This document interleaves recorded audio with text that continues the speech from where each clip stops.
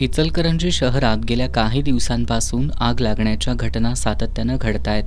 आज शहरातील आर्गे भवन परिसरातील मोकळ्या मैदानात ठेवण्यात आलेल्या गॅस पाईपलाईनला सकाळी 10 वाजण्याच्या सुमारास आज अचानक आग लागली. घटनेची माहिती मिळताच अग्निशमक विभागानं घटनास्थळी दाखल होत आग आटोक्यात आणण्याचा प्रयत्न केलाय. या आगीत गॅस पाईपलाईनचं लाखो रुपयांचं नुकसान झालंय. तसंच जवळ असलेल्या ऑक्सिजन पार्कमधील सुमारे 20 ते 25 झाडं जळून खाक झाली आहेत.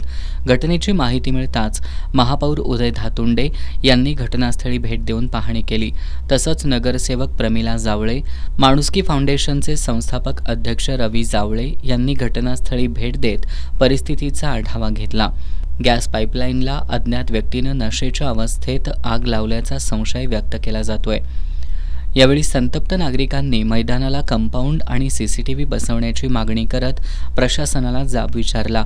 भविष्यात अशा घटना टाळण्यासाठी आवश्यक त्या उपाययोजना कराव्यात अशी मागणी नागरिकांनी केली आहे.